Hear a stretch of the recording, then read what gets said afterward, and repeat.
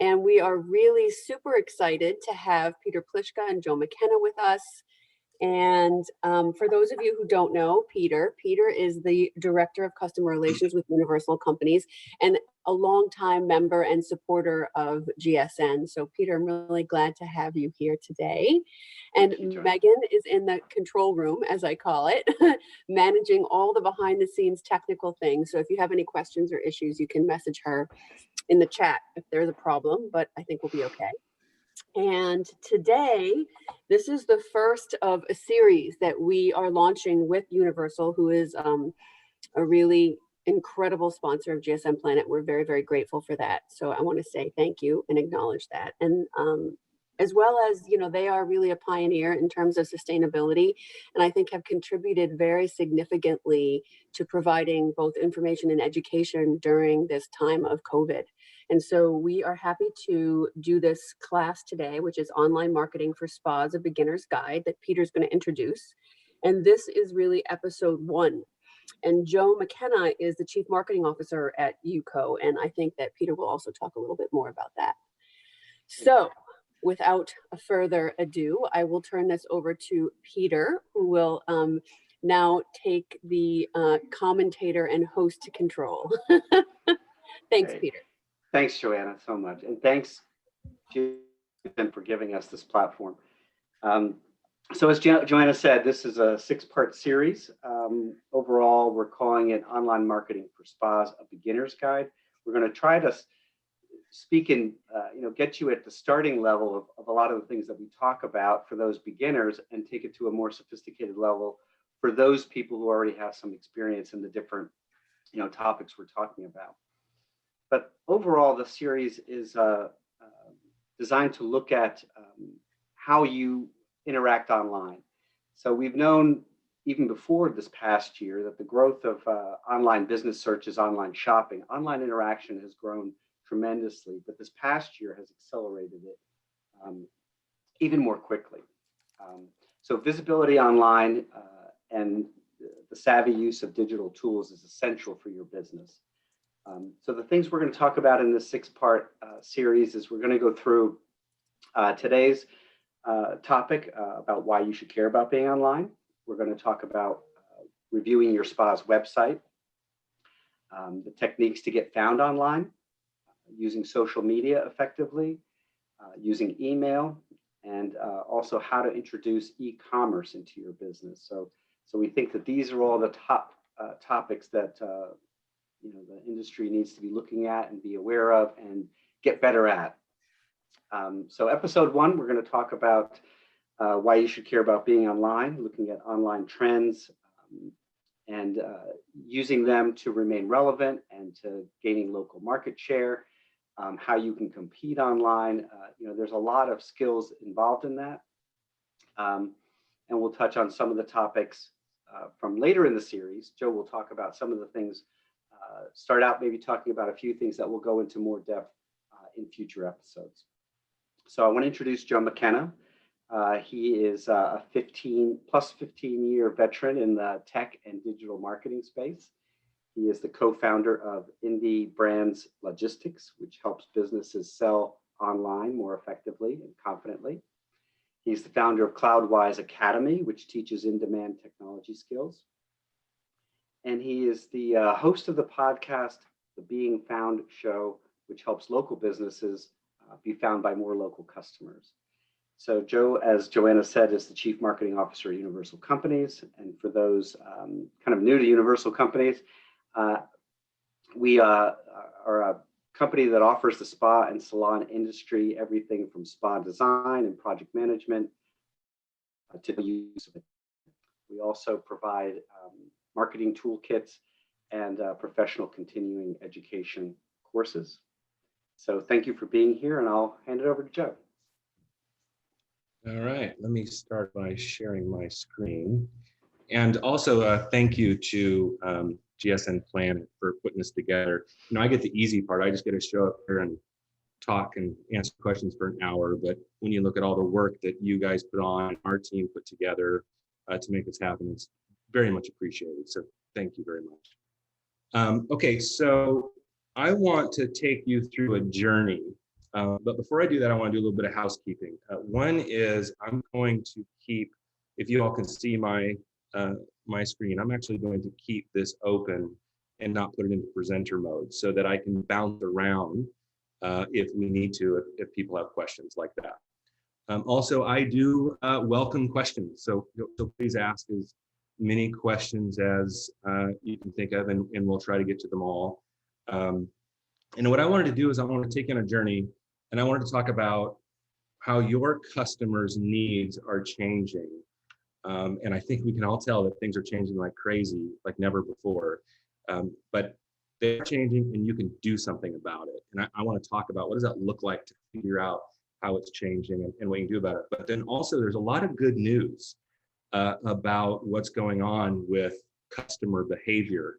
And I want to get into that. I want to show you, I want to pull back the green curtain and show you how, although there is a ton of needs and changes and expectations that the internet brings, also the internet has opened its doors to show you what its customers and what your customers want.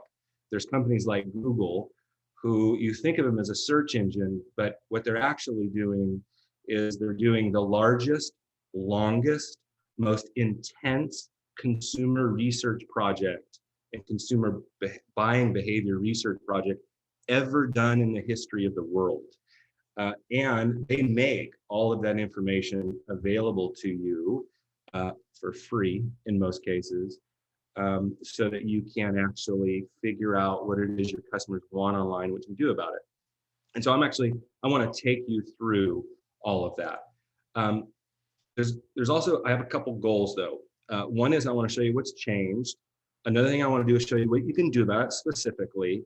But also I want to show you the tools and methods that we use to figure out this information so that you yourself can use it. Figure out, for instance, I'm going to show you one segment of the industry, and you can take and use these tools to figure out your own segment of the industry. So hopefully I can achieve those goals. And again, just ask questions. I did start with a challenge though, as I was trying to think about how I can help our customers or this audience understand why they should be online. I got thinking, well, how do I explain why we as a distributor who are selling products to you, a spa, how do I make sense of the fact that we can help you understand your customer and what they're doing online and what you can do to help them? And until almost the beginning of this presentation, I didn't know how I was going to make sense of that. And then it occurred to me, I'm just going to tell you who we are first. Because if I can tell you who we are and why we do this, I think that'll help put in context why a distributor can sit in this presentation and help you understand your customer. So we are a distributor. Peter mentioned that we're a distributor for spa supplies and spa products and spa equipment, and probably one of the largest out there. And we've certainly been around for a long time, almost 40 years. And at some point when you've been around that long, you've been doing this long enough, it's hard to separate your business from your customer and your customer's business. And so somewhere along the years, we've grown to the point where we consider it almost a necessity or part of who we are to educate and help our customer grow. That's part of who we are. So it's not about just getting the product, it's what can we do to help you grow.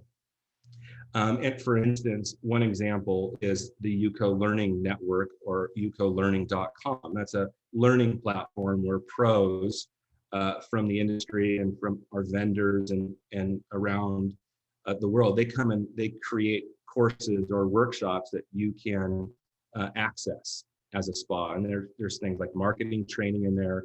There's things like sanitation, different product trainings.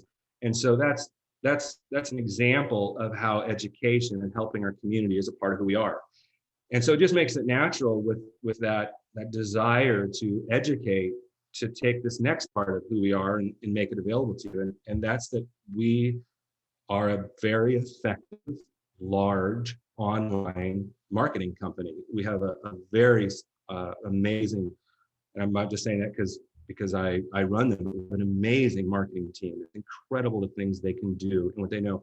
And we do all of it. We do everything you can think of in marketing, from websites to social to Google to email, you name it, we do it. And we tend to have, the budget and the expertise that not all of our smaller customers, or even a lot of our larger customers, have. And so we've asked ourselves, how do we take that education side of us, and how do we take this large marketing experience and arm side of us and help our customers, especially in these times? And that's what made this series possible. That's what I was thinking about this. And there's one last part to that. We stalk your customer online. So we know a lot about your customer.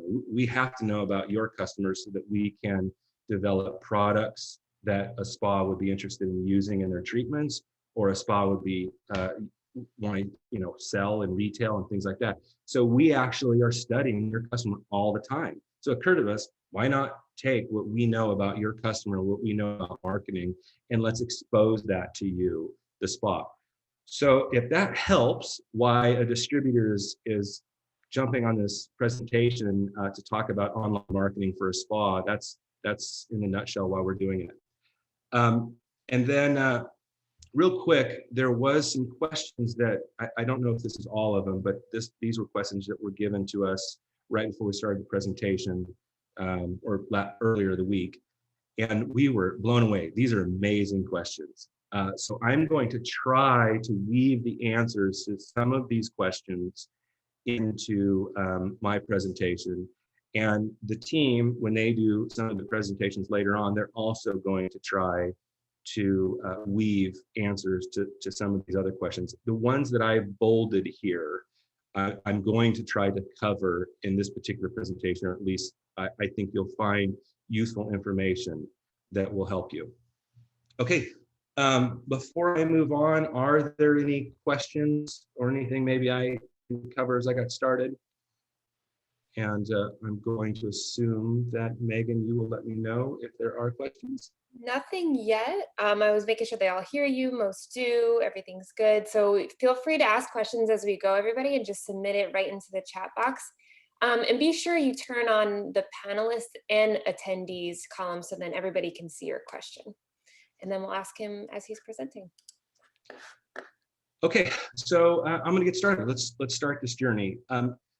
I want to start with a question. Did you know that the internet is built to work for local businesses, not against them?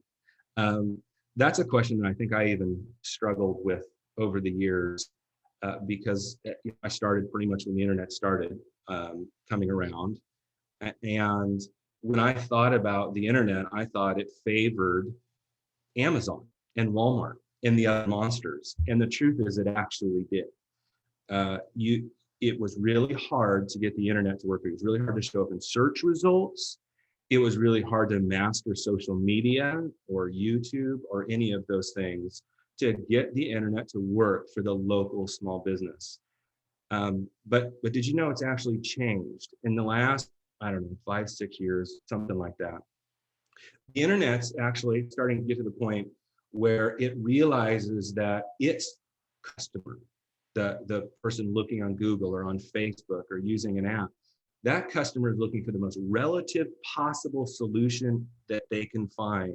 And you can't ignore geography when it comes to relevant solutions. So the internet's actually been updating algorithms, and Google had a big update not too long ago and has been continuing to make updates that actually started favoring the local business over the larger businesses. And I'm going to demonstrate that. I'm going to show you how that works. And I'm also going to show you what you can do about that very same thing to get the internet to work for you instead of against you. Okay.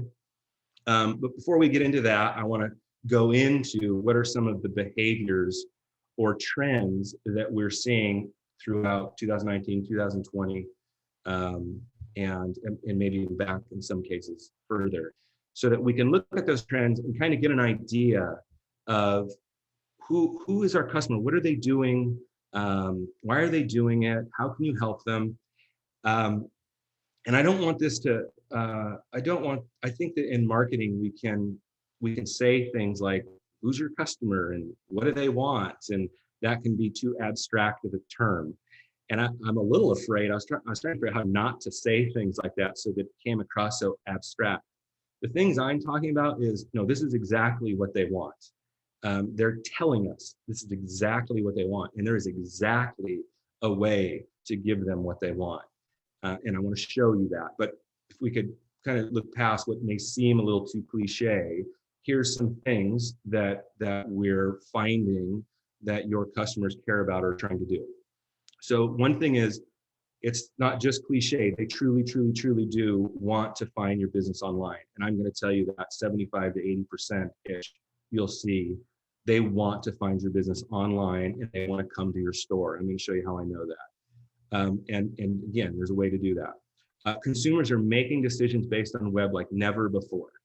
And they're even going to the web to figure out how to enhance decisions that they would normally make without the web. They're using the web like never before, and I'm going to show you specific things that you can do or that you can that you should be looking into to meet those decisions.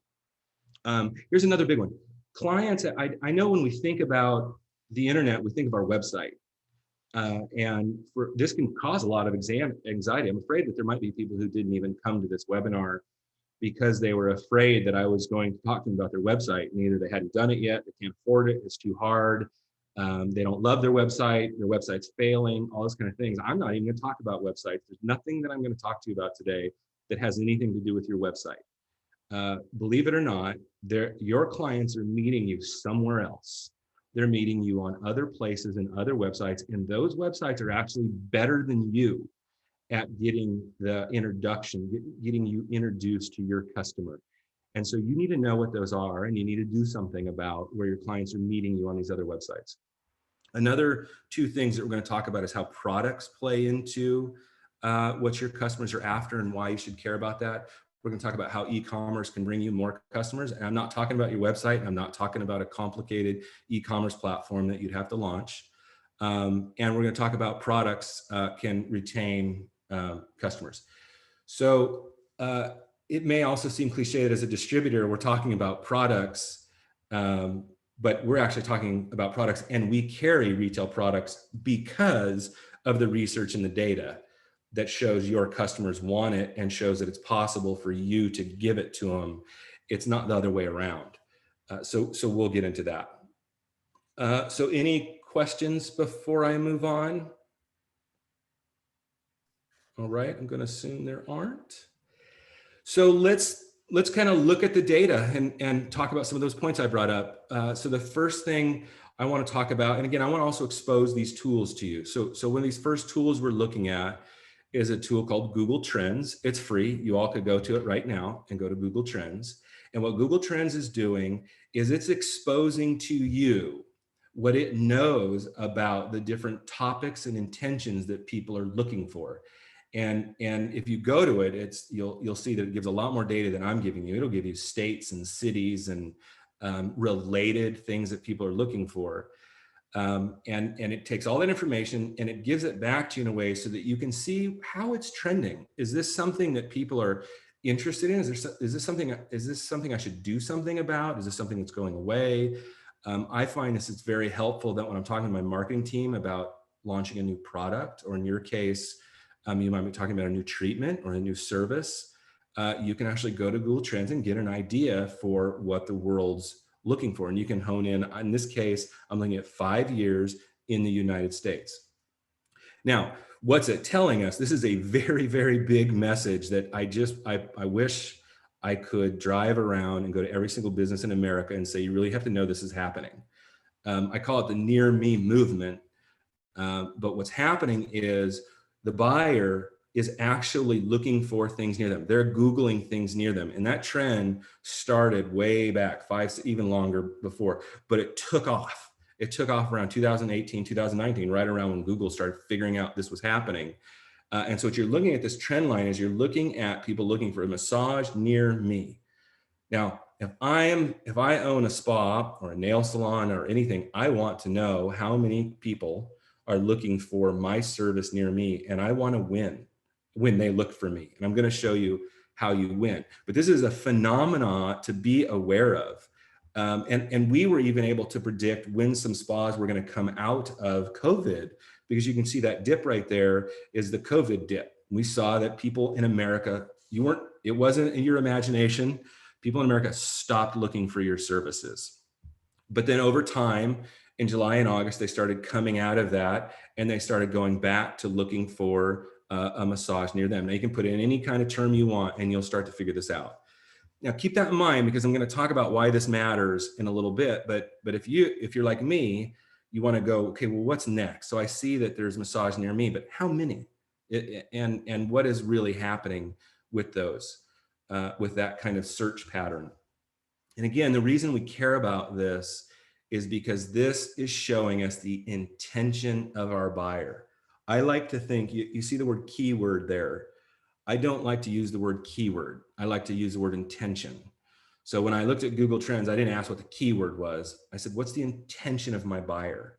And what's the kind of severity that they're looking to it? And so this next page, this is Google AdWords. This is also a free platform from Google. And what Google AdWords will let you do is it will let you put intentions. So again, maybe you're thinking about a different kind of treatment.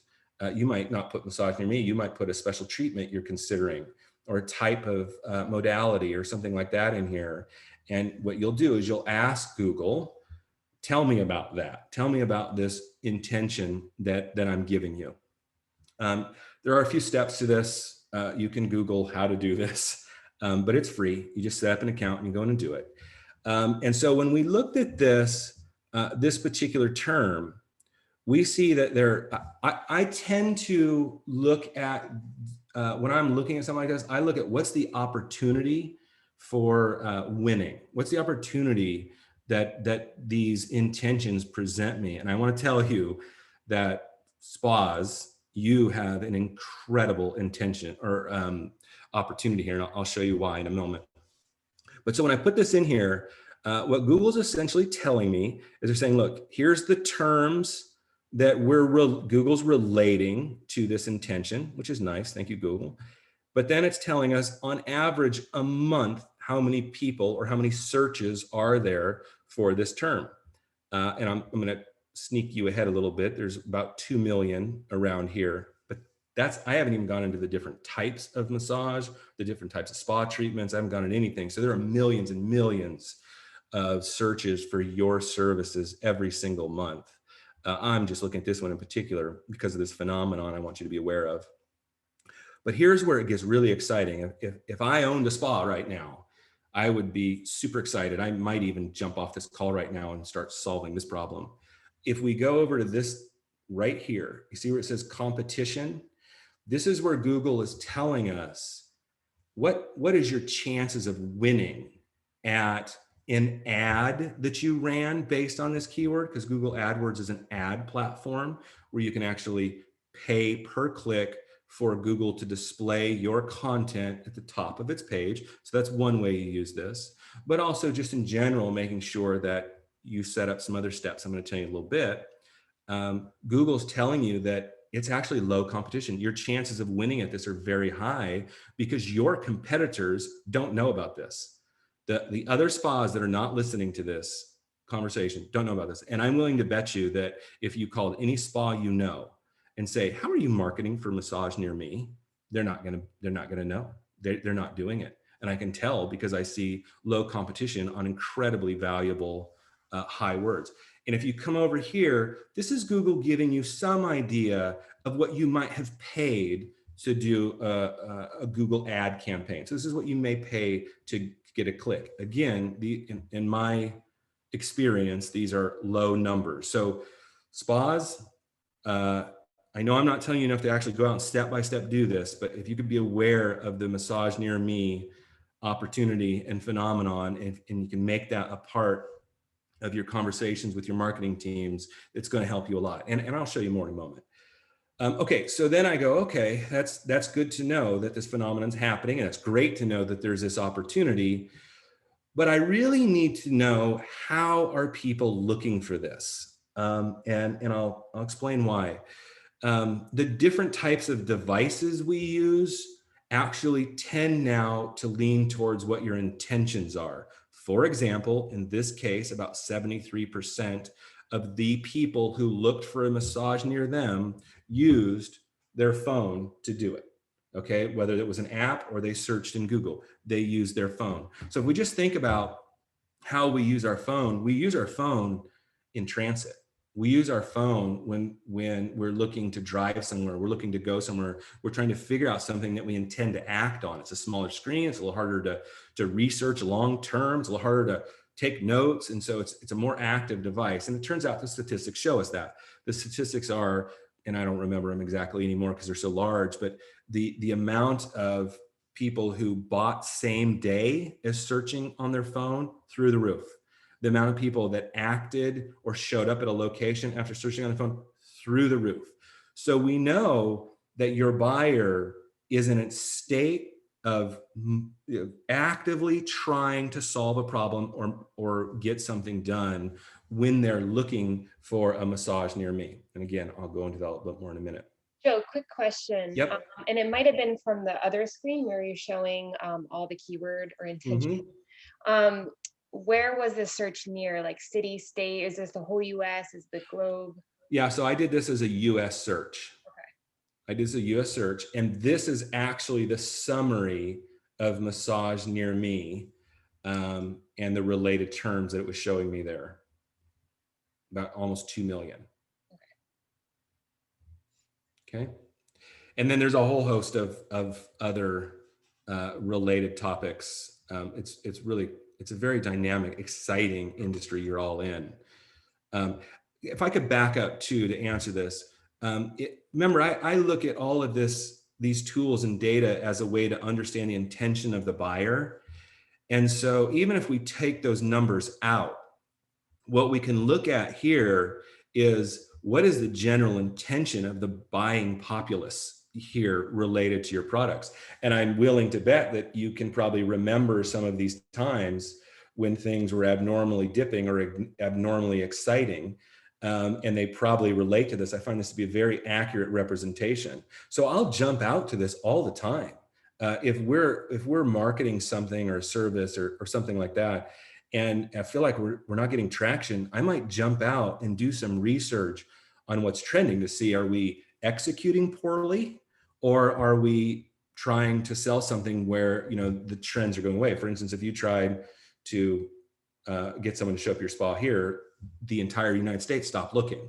So it's a fantastic way to get a feeling for what your populace thinks is important and when they think it's important. You can actually zoom into the actual month or day. I actually watched a lot of the election cycle events in real time, in the minute, in the hour that it was happening, to see what people were Googling or searching for with the debates and things like that. So it's just a fantastic tool. Okay, so what I hope I've done so far is presented one important segment of the fact that your buyer, your customers, your clients are actively searching you out and they're looking for your treatment services. But I did say something earlier too, as I said that products can help retain customers and even help you be found by more customers. And I'll show you how in a moment, but I think we have to look at some of the trends here. Now this trending data right here is through 2019, which I thought at least represented a good idea for me to show you the trend of how more and more a larger percentage of our total retail sales are happening online. That probably doesn't seem like much of a surprise.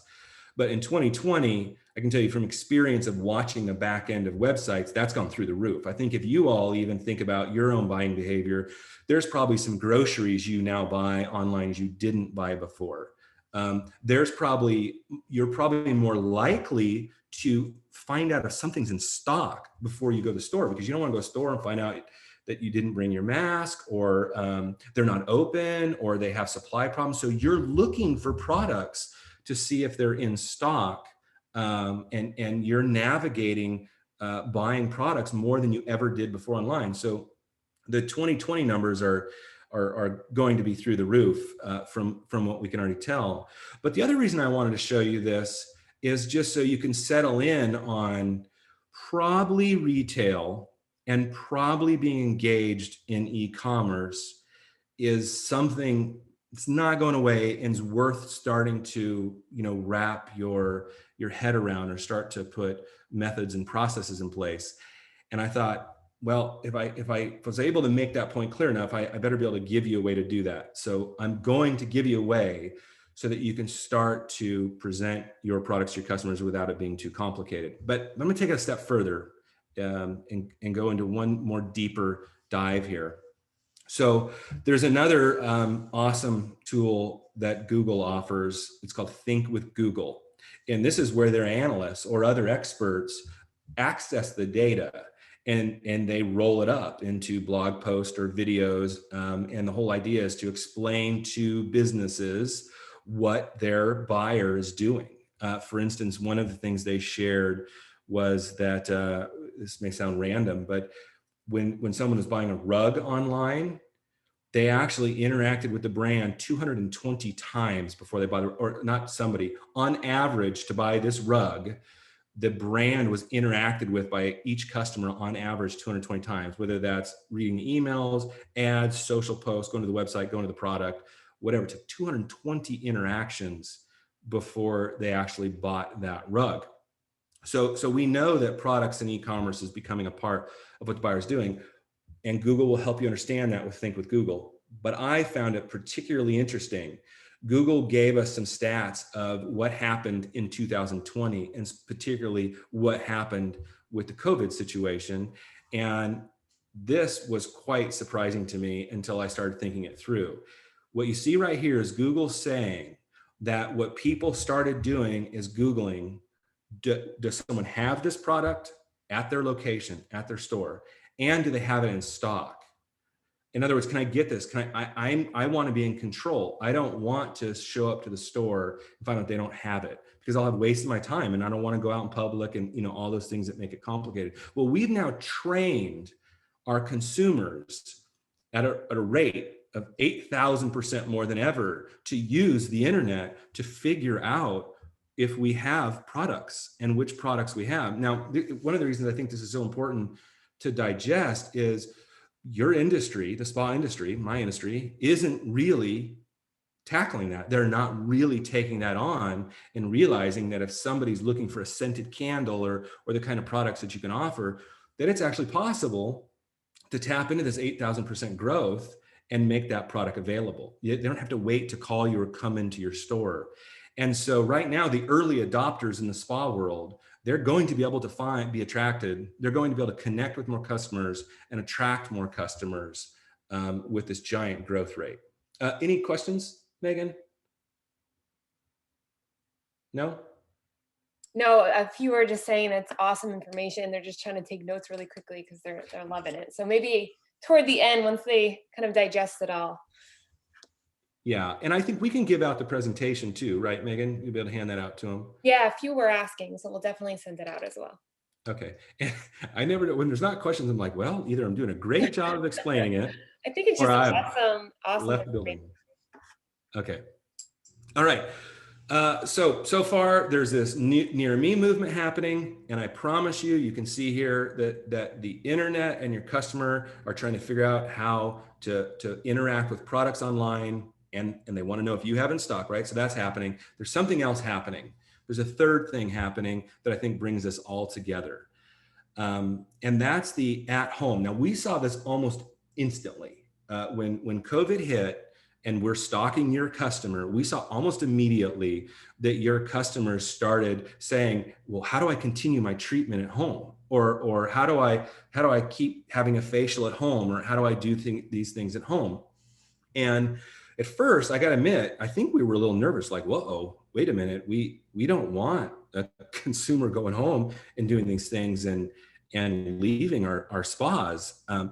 But then we were reminded that we've always had this position that you're at the center of your client's wellness journey. I can't remember who said it, but I still laugh a little bit when I hear it. You as a spa professional or your employees, you guys are actually seeing your client naked more than a doctor. Like, there's no one closer to the consumer than you are. And so you can choose to be a part of their home journey too. And so I think that's really important to digest as we go and look at these numbers. So here's what Google's telling us. Google's telling us in 2019, and I mean, you can look at all of these. I called out the one, but actually there's probably a couple of these. This one might be also interesting. But here's what it's saying happened in 2019 as far as the severity of how much people were interested in finding solutions or intended actions, right, for these different categories. But in 2020, it changed. And I'll tell you, most this changed at the day COVID hit. But what's really exciting is look at this, beauty and personal care. This is up overall 600% as we look at this whole thing. So now 600% more. There is a whole new kind of buyer out there who was used to getting treatments. They counted on the treatments, but they said, I've got to have a way to still get them at home. And they've probably learned some things that they'll continue doing. When this started happening and we saw some early adopters, spas or salons see this, one of them used the term that now I've been using ever since, and that's pandemic proofing their business. That's it. So let's say terribly another pandemic hit 6 months from now, the spa who had accepted e-commerce and saw themselves as part of that home journey, part of that whole wellness journey and the home experience from home to the spa, saw themselves a part of that. Well, if that ever happens again, you're still there to be connected and offer products. And that's what they meant by pandemic proof their business was if we have to close down, we still need to be able to work with our customer and help them. But let's say that doesn't happen, which, I pray to God doesn't. They've learned it. They now know that this is something to do. They put the work in and it's now a new thing. And marketers like me see it. And so we start developing ideas in marketing. And I'm not the only one who's looking at this. So other spas or other products or other business types are going to be looking at what's happening here. And they're going to figure out how to be a part of that journey at home.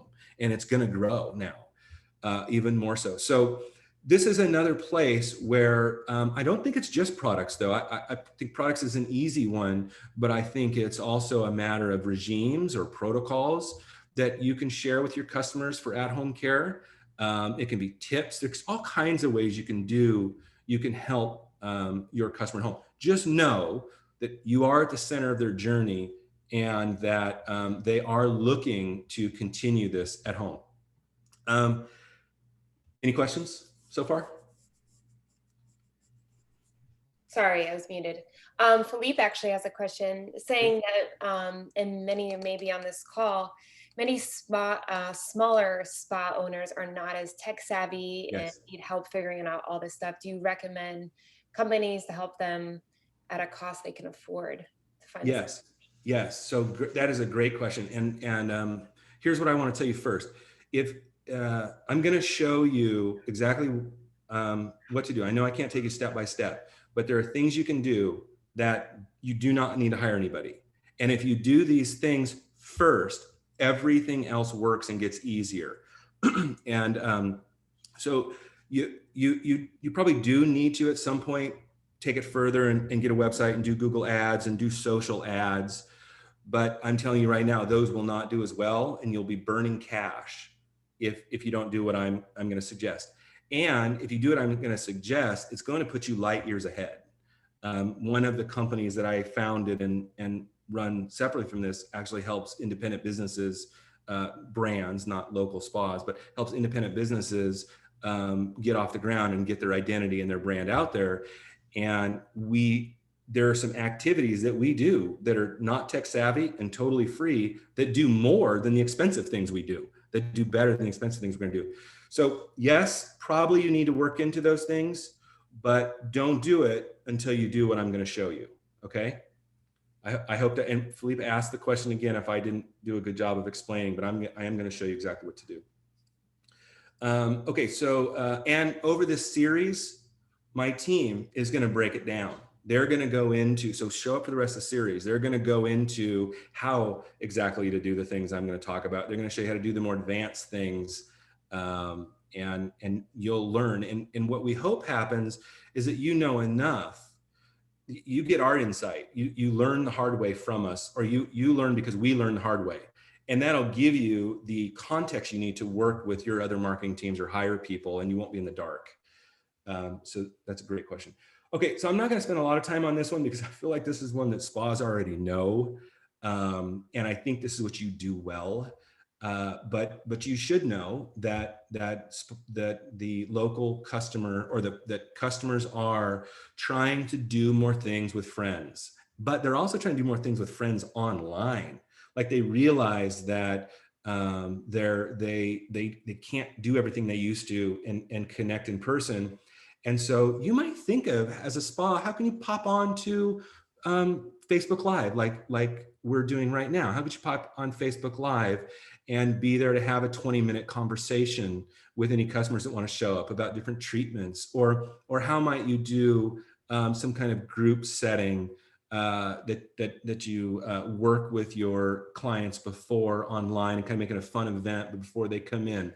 So just know that they're growing in how they want to use online to connect. But then you can also see that on top of the near me, there's been an 80% increase year over year in looking for local businesses. And so again, it's just more and more evidence that the world is set up for you guys to be found. And I'm now going to jump into what I mean by the internet is set up to help you, not work against you. Any questions? Not yet. How do you think I'm doing, Peter? I think you're doing great. I think this is full of stuff. I think everybody's going to appreciate getting the slide deck afterwards so that they can sit with it. But yeah. I think you're making compelling arguments. Great.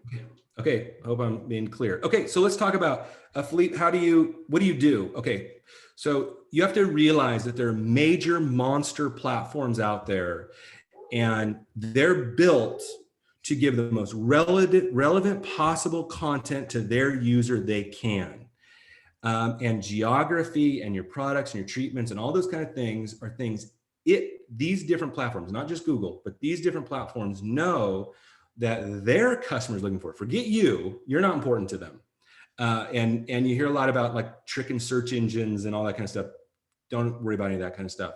What you have to just appreciate and digest is that Google, Apple, Waze, Yelp, it's their customer they care about.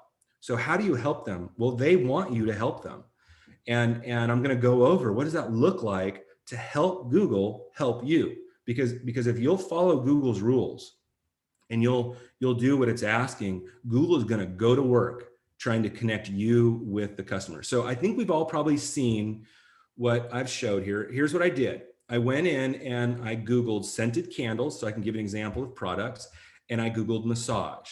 Now, what you're seeing right here is called the map pack, the knowledge section. Oh, I just said that wrong. But anyways, this is a place on the home page of Google. Now, how many of you would all like to show up on the home page of Google? Everybody. This isn't always the top of Google, but it's still the home or the front page of Google. And so what you see happening here is when I typed in massage, I'm sure there's more than 1, 2, 3, 4, 5, 6, 7 spas in my area, but those are the only ones that followed the rules and did what Google asked them to do so that they can be found. So that's what you see on the right side. On the left side, you're seeing businesses who told Google, hey, if anyone's ever looking for scented candles, show us. And so this is map results of people playing by Google's rules. Is there a question, Megan? Did you? No, Okay. but there's a ton of, they're super excited about this presentation. Okay, good. Oh, that's great. Yeah. So one of the first things I'm going to say to you, and I'm going to show you more, but one of the first things I'm going to say to you is you're going to go to Google My Business. That's what it's called. It's called Google My Business. And you're going to take that over. What happens is Google probably created a result for you. They're probably showing you already, maybe, because they try to figure out who you are, but you can actually take that over and you can own that. And I'm going to show you what that looks like. Okay. So, and here's another thing. Here's why I said, Philippe, that you need to do these things first. if you haven't stopped to tell Google who you are, where you are, and what you have, then everything else you do is hard, because you're trying to, you have to make up for that lost ground where you didn't just stop and like call Google on the phone and say, hey, this is who I am. Because this is essentially what Google's letting you do. They're letting you log in and say, this is who I am, this is where I'm at. And so you can see here, I didn't have to have an e-commerce website. I told Google I have these products, and Google said, hey, make sure that someone knows about that. Okay, so I want to go back to a slide I had said earlier. Remember, I had showed you this slide where it showed the intention of the buyer. And I showed you what they were using to search. Just go back to what you do. You use your phone to search. And that means you're probably actively trying to do something, right? Well, this is a big number. This is a very big number, a very big percentage of active buyers. So why do I care, and what I mean? Well, there are major platforms that you all use. And I actually just took my phone and put in massage and did a screenshot. And what we've got right now is I'm on a phone. Google knows I'm active. So what does Google do when I search? It starts showing me this stuff. Well, what does it also do? Here's where you got to stop and think for a second. Google doesn't want to send people to your website. They will, but what Google wants to do is offer everything that they need to know, that customer needs to know here. Most people are actually going to see your Google profile before they ever see your website. Well, the good news is that's free to clean up and adjust and fix. So that's great news for you. They can call you from here. They can see your address. I can click, which I did right here. I clicked on one of these, and now look, I can see directions. I can see the hours. I can see things like, do you require a mask? I can see, are you a Black owned business? I can see all kinds of things. I can see pictures of your business. And you all do this. You all use Google for this, but did you realize that you actually could take control of this and tell Google all this stuff? Okay, so now all of a sudden, when people are Googling you with their phone, you're gonna fill all this information in, and you're gonna start playing this game. Now, I'm going to go into how do you win at this in a moment, but I want to take it a few more steps here. We have a quick question. How often should you post in apps like Google My Business? If that's okay, good. So you jumped me ahead. I was going to tell you that. Okay. Well, you can wait for that one too. And is this something that they have to pay for? You might have said that already. Nope, it's free. Okay. And it's free because all of these platforms need you as the business to have completely filled out your information so that it can provide the most relevant information. The other thing you have to remember is Google and Waze and all of these, they're their own app and website. They don't want people to leave. And so, like I said before, with Google, people can actually book treatments with you. You can hook your booking software up to Google, and from Google, someone can click and book a treatment through your treatment software. It's not hard to do. It's not super easy, but it's not hard to do. And so all these platforms, they want to be the one that provides the information. And so if you complete the information, you're working with that platform to do what it wants to do and what you want to do. And they're way better at it than you are. They're better at it than I am. And so I'm going to answer how many times with as much as you can. So what Google will allow you to do is they'll allow you to do reviews. They'll allow you to put pictures in there. They'll allow you to do things like blog posts. You can actually put a blog post in Google and it'll show it. And when we help a company win, that the most effective thing we can do is spend a lot of time in their Google My Business. We try to put pictures in as many times as we can a month. We try to do a blog post a week, but let's just say you do one a month. And by blog post, I mean, it's a paragraph. It's a paragraph that says you got a special coming, a deal coming, a new treatment coming. You're happy that one of your therapists was awarded something, quick paragraph. What all that activity does is it'll let Google know they can trust you, because Google wants to know that you're an active business. So pictures, posts, and ask for reviews on Google, most valuable thing you can do in all of your local marketing. And it's totally free. And I'll show you an example in a minute. Waze, same thing, and Google Maps. These aren't all of them. There's Yelp, it's endless. But if you'll start here, if you'll do Google, Waze, and Apple Maps, access them, fill them out, get all the information in right, then you'll have put the monsters to work for your business. Okay, I'm not going to cover this a lot, but I just wanted you guys to see what it's like. This is the Google My Business homepage. It may take a little work to get in, just depending on how you're already set up. What you're going to see here, this is a Google result. So this is our business. You can see here we're showing products. I'm going to show you how that happens. We've got, I don't know, address, all that kind of stuff. None of this is real data because I didn't want to show you our data. But what you actually see is Google will tell you how many people are looking at your profile on their site. So not only do you have your own Google Analytics where you see what's happening, Google's actually telling you what's happening on their site because they want you to know. This is what it looks like to log in and do a post. You can just log in and you just update a picture. We do pictures or a short little post. To do a review, you send people there. This is one of the best things you can do is reviews because it tells Google who you are. And then Google will let you actually put products in. So now all of a sudden Google's getting a better idea of who you are when people are looking for your product. So you didn't have to have gone all the way through an e-commerce platform and everything else. Okay, I was trying to rush a little bit because I knew I was running out of time.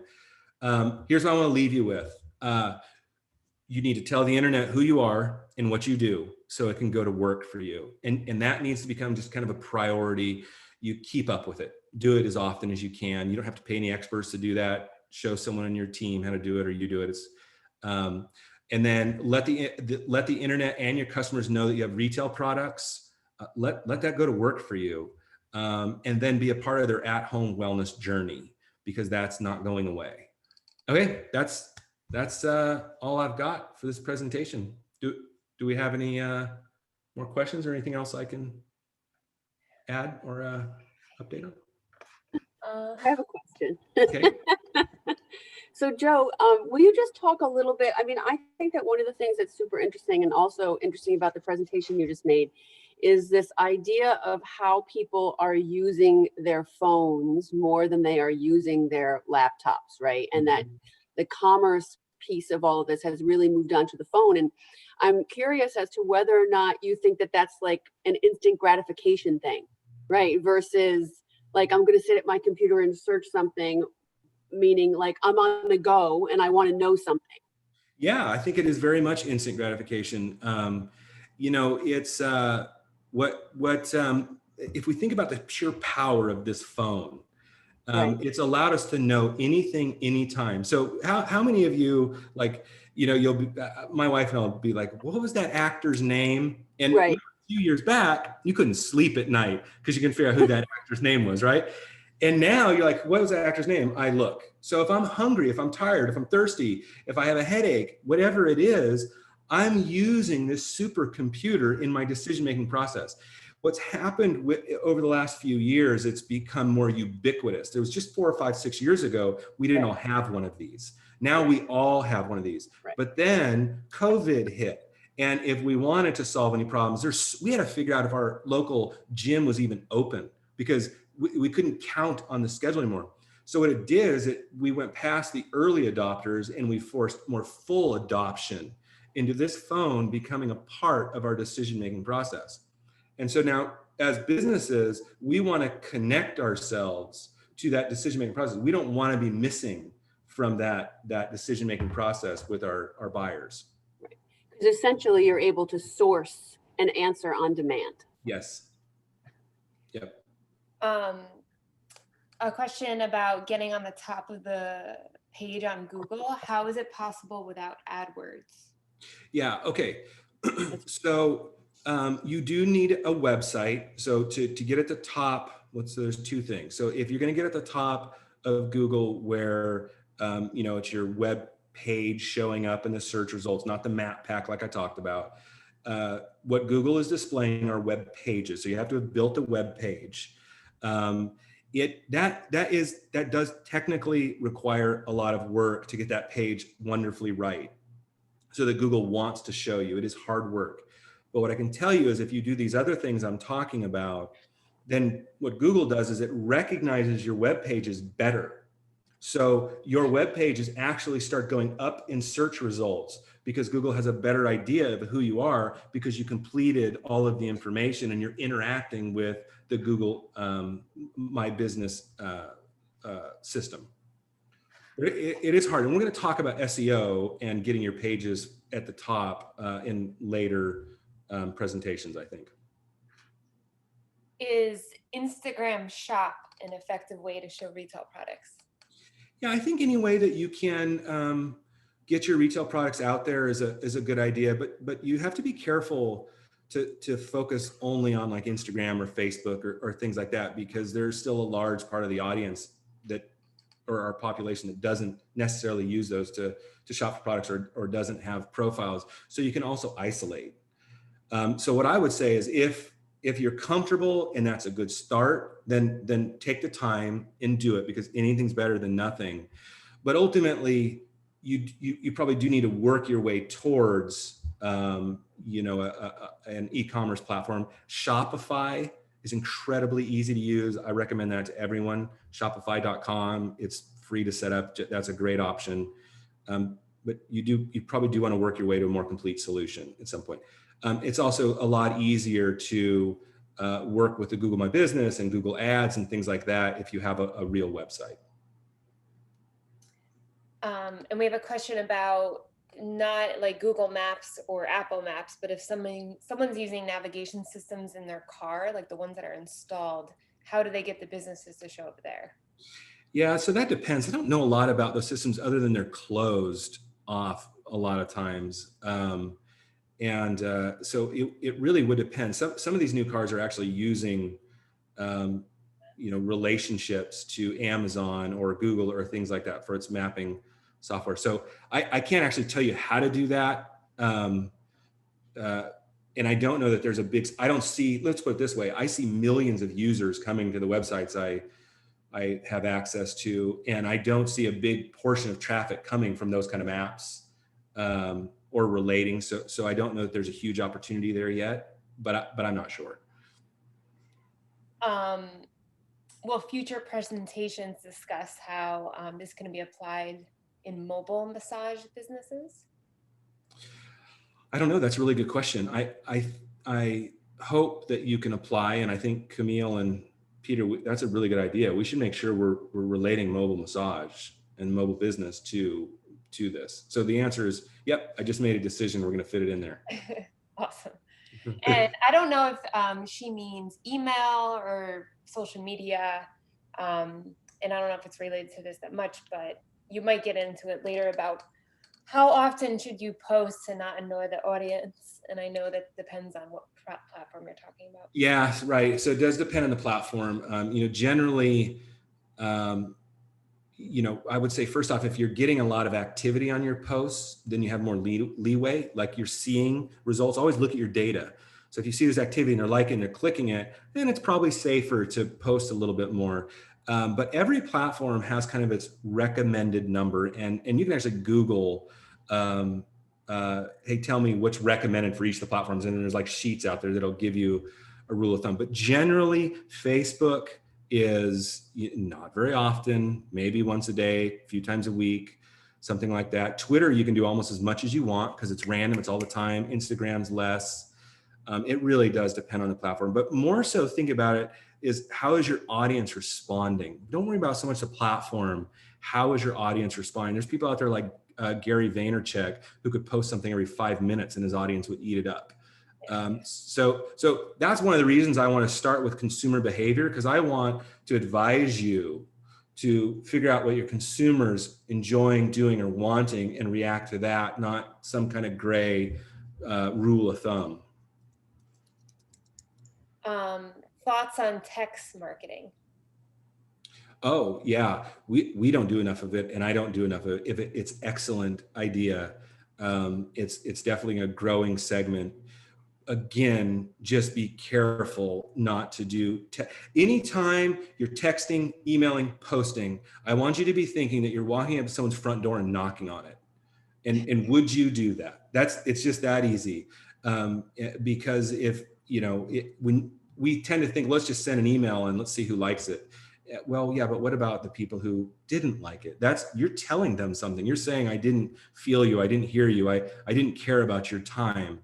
So, same thing with text. Just be aware of your audience. Don't just blast out. Pay attention to how they're responding. There's a pizza place. I'm from California, but I now live in Tennessee, and there's a pizza place that I signed up for text marketing. And I'll tell you what, every Wednesday they send out a pizza. Every Thursday I bought that darn pizza. I want to get off it just because they kept tricking me and talking me into it.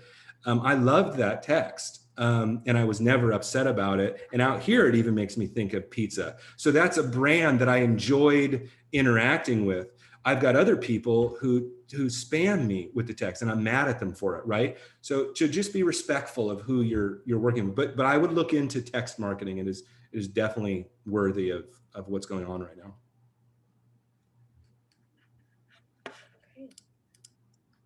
Great. Well, thank you so much. Totally our pleasure. That was a fantastic presentation. Oh, well, thank you. It's my pleasure. And again, thanks for doing the hard work to put this on and let us share what we know. Right. Okay. Peter, do you have any parting thoughts for us? Yeah, just two really quick things. Just know that in 2 weeks we'll have episode 2, and we're going to be talking about more specifically about websites. What to look for, how to make, if you have one, make it really the best it can be.